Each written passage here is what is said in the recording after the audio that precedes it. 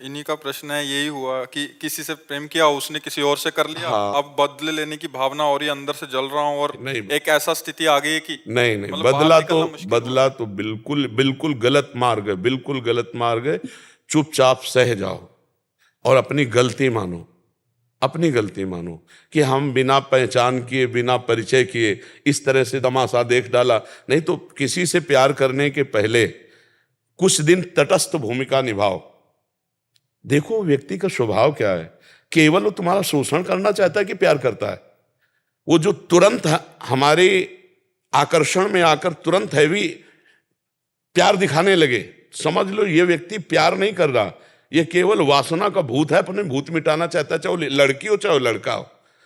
हम प्यार करने के लिए कभी मना नहीं करते, लेकिन किसी एक को चयन करो और आजीवन निर्वाह करो, तब तो तुम्हारा प्यार पवित्र और सुरक्षित माना जाएगा। आज इन कल परसों नरसों, इसे जानते हो क्या कहते हैं? व्यभिचार। जो कई पुरुषों से संबंध रखे उसे क्या कहते थे हमारे समाज में? जो कई स्त्रियों से, वो क्या संबंध? आज इसे खिलवाड़ समझा जाता है। इसीलिए हमारे बच्चे और बच्चियों की बड़ी बौद्धिक स्तर की हानि हो रही। तो हमें लगता है कि आज हमारी जो समाज है, गर्लफ्रेंड बॉयफ्रेंड गंदे आचरणों की तरफ बढ़ रहे। फ्रेंड बनना कोई हम निषेध नहीं करते, दोस्त तो स्कूल में 50 होते हैं, नहीं होते, लेकिन दोस्त का मतलब व्यभिचार तो नहीं होता ना, दोस्त का मतलब गंदा आचरण तो नहीं होता ना। तो आप गंदा आचरण क्यों करते हो? दोस्त बनाओ, दोस्त तक रखो, और जब आपको इस कार्य में उतरना हो तो माता पिता को सम्मिलित करो और पाणी ग्रहण संस्कार करो, फिर जाओ गृहस्थी में आनंद लो। लेकिन अब ऐसा आधुनिकता चल गई है कि लिव इन रिलेशन चल गया है। वो पति वरण करेगी तो वो पति के साथ रह पाएगी, या ऐसा पुरुष पत्नी को अपने प्राण प्यारी मान पाएगा? तो अब जब ये नहीं होगा तो कलह अशांति और सब बढ़ता ही चला जाएगा। अब भोगों में सुख है नहीं। अब नए नए बच्चे जब भोगों में उतरते हैं तो सुखानुभूति होती नहीं है, तो फिर व्यसन करते हैं, ड्रग्स है, गांजा है, चिले, ये सब जीवन बर्बाद हो रहा है। तो आप लोग जैसे विज्ञ जन हैं, संभालो हमारी नई पीढ़ी को। हम महाराज जी, ये भी बहुत बड़ा कारण हो जाता है कि फिर शरीर को नष्ट करने का, कि अभी रहा नहीं गया, मानसिक तनाव हाँ से बाहर नहीं बहुत, आ पाए, बिल्कुल फिर हाँ एक बहुत। ऐसा नहीं, हम क्या कहते समझ हैं। रहे हैं, हम उसमें घुस के समझ रहे हैं। जैसे बच्चे बात करते हैं ना तो इनके हम दिमाग में घुसते हैं, इनके दिल से दिल मिलाते हैं, तब छरछरा उठता है कि यार इसकी स्थिति क्या होगी, क्या हो। अब एक कोमल हृदय, मतलब सरल हृदय, चाहे लड़की को चाहे लड़के को, अब नई अवस्था है, अब उन्होंने दे दिया, अब वो तो जी जान से प्यार करता, वो देख रहा उसके साथ हंस रही, उसके साथ बात कर रही। अब वो कह रहा है तुम उसके साथ क्यों बात कर रहे हो, तो क्या तुमने हमें खरीद लिया है क्या? अब उसके जो हृदय में बीतती है, क्योंकि उसने आसक्ति कर लिया ना। आसक्ति का मतलब होता कर लिया, अब वापस होना मुश्किल है। जैसे दलदल में फंस गया, निकलना मुश्किल है। अब वो आसक्ति से पीड़ित है तो नशा करे, और नशे में अपने को व्यतीत करे तो फिर और परेशानी होती।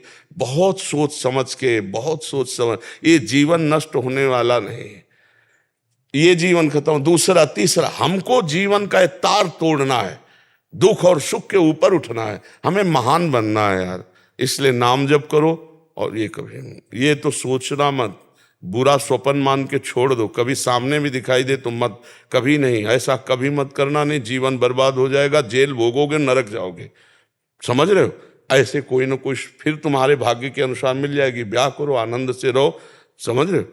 गलत कदम मत उठाना। तो ये ऐसा होता है, इसीलिए जब बच्चे बड़े की बात नहीं मानते। हाँ बिल्कुल, माता पिता का अनुशासन बच्चों को मानना ही चाहिए, मानना ही चाहिए।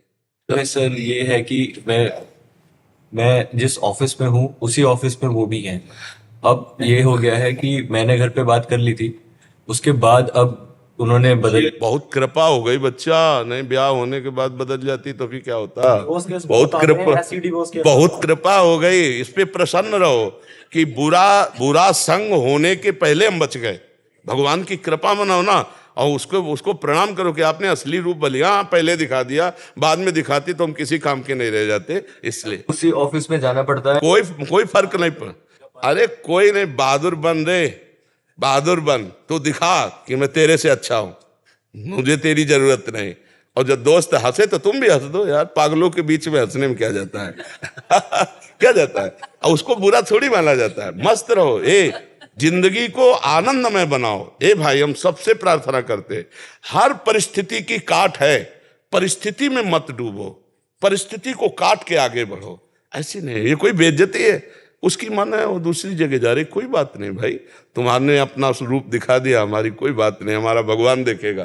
कहीं ना कहीं ऐसा जोड़ लिखा होगा जो तुम्हें सुख देने वाला हो, ये आती तो दुख देती ना। आनंदित रहो, भगवान के भरोसे रहो और नाम जप करो, कभी कुछ गलत मत करना। उसको भी जब प्यार से देखो ना तो मन से प्रणाम करो कि अच्छा हुआ प्रभु ने आपका रूप दिखा दिया, नहीं तो पीछे मुझे बहुत धोखा होता। ऐसा किसी का हित, ये जैसे बच्चे सोचते हैं मेरी नहीं हुई तो किसी के नहीं होने देंगे, ऐसे लोग सोचते हैं ना, तो फिर वो क्या करते, वो जेल से थे, वो भी जेल में जाते, वो किसी के नहीं होते, अपना जीवन बर्बाद और माता पिता परिवार को दुख, और इसके बाद वह जेल भोग करके फिर नरक जाना होता है। इसलिए कभी ऐसा न, जैसे कुछ बच्चे ऐसे मूर्ख होते हैं कि वो ऐसे इधर उधर सब रूप का नाश करने के लिए, जैसे वो क्या कहते हैं उसको, हाँ, अरे कभी नहीं बच्चा, कभी नहीं।